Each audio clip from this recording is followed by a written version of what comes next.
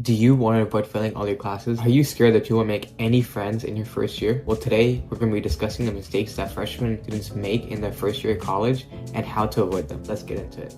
If I want to be honest, high school to college is way different. Back in high school, I used to study all the material before the exam 2 days prior and still get an A in the class, but it's not the same in college. In college, you ought to review all the material and make sure you understand it concurrently and go to class every single time. And if you don't learn the correct strategies about how to study correctly, you're not going to do that well in your classes. The best strategy that I recommend is taking detailed notes. Then what I want you to do is that I want you to go through your notes and find anything you didn't know. For example, if you didn't know that the largest internal organ in the human body is the liver, then I would go ahead and write down the question in a different color. That's a tip for all my visual learners out there, and it really helps you understand and grasp the subject in different manners. It could be just like 10-15 minutes after your class is done, but make sure you get that done because it's going to really establish that long-term memory. That's going to be really important and take all the stress off when you're doing your finals. The next piece of advice I have for you guys is to take care of yourself. Now, I know a lot of people throw this term around and don't really give too much context about what it means, but in my scenario, it just means to exercise and take care of your diet. Now, in terms of diet, I know the dining hall is really unhealthy. For example, in my dining hall, I had pizza, cookies, cake,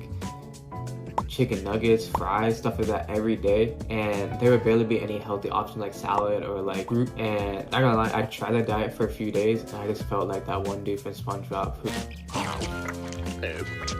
Make sure you get the right sleep. Don't stay up playing like League of Legends or Minecraft or something like that. Make sure that you're getting at least 6 to 8 hours every night, because you're not going to be wanting to go to class, study, and then go to clubs and extracurriculars all while you feel tired.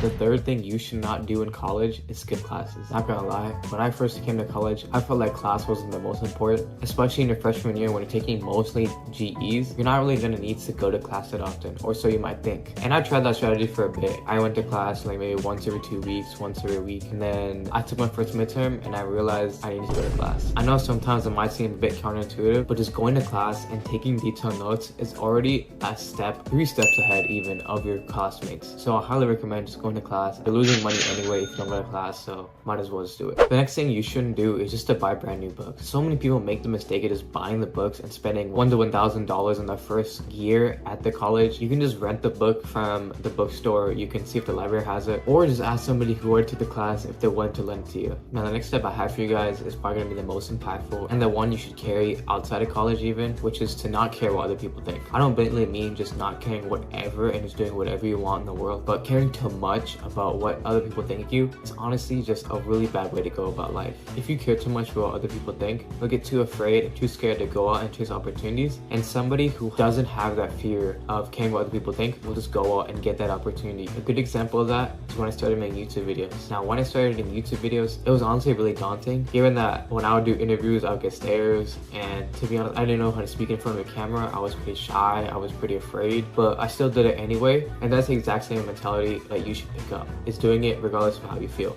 If you feel scared or afraid, just push outside of your comfort zone and go for the opportunity regardless of how you feel or what your mind might say. Sometimes in college, you gotta follow not just your brain, but also your heart, but don't do that too much. The next thing I recommend everyone takes advantage of is just scholarships. If I want to be honest, scholarships are super easy to apply to. Some of them don't even require you to write an essay. In some scenarios, scholarships are literally just free money that you can get and use that toward paying for food, paying for a cool new Nintendo Switch on the market, just stuff like that. And there's just so many resources. I recommend checking out the Career Center or just emailing a bunch of professors if they have any scholarship opportunities for you. And if they don't, you still work on getting a job or things like that help you just get more passive income inside. And especially when you're in college and you're gonna be spending a lot of money just going out and doing fun things, it's good to have that and not go broke by the end of your freshman year. The next thing I highly recommend is don't rush just to rush it sorority or fraternity. Now, I know, especially at my college, there's a great Greek life scene, but just because you want to be part of Greek life doesn't mean you should. Let me explain. Now, when I first came to college, I saw these frats as a super cool way for me to meet people, but as I came to know more about these frats, there's something I just didn't really want to get involved in, because I took the time to actually look at the frats and meet the people alongside them. I'd say it's cool if you go to the rush events, but don't commit to a frat just because you want to rush and be a part of any fraternity. You should be able to know the people in the frat first. You really connect with those people in the organization and you feel like you want to be a part of that base, then I would recommend that you rush. But if you just want to be a part of a fraternity because your friends said so or because they look cool, then I would recommend looking to meet the people in the fraternity first and then going from there. And Greek life is not cheap too. Some members at one of the frats at UCR pays a whopping $1.5 thousand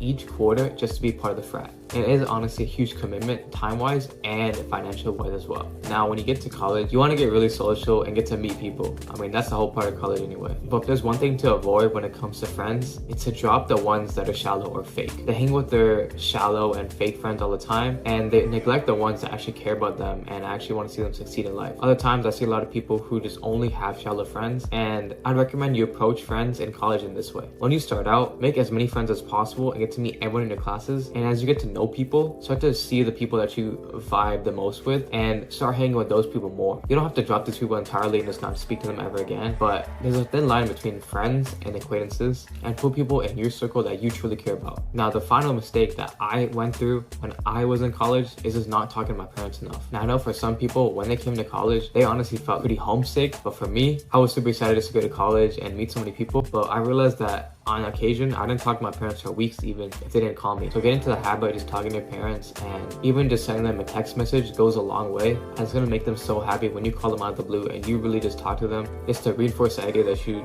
truly didn't forget about them. So those are 10 tips I have for you guys. If you guys have any questions, feel free to link them down below, and also let me know if you have any questions or concerns about videos or topics or ideas that you want to see in the future. But with that, I'm gonna leave you guys to it, and you guys have a great rest of your day.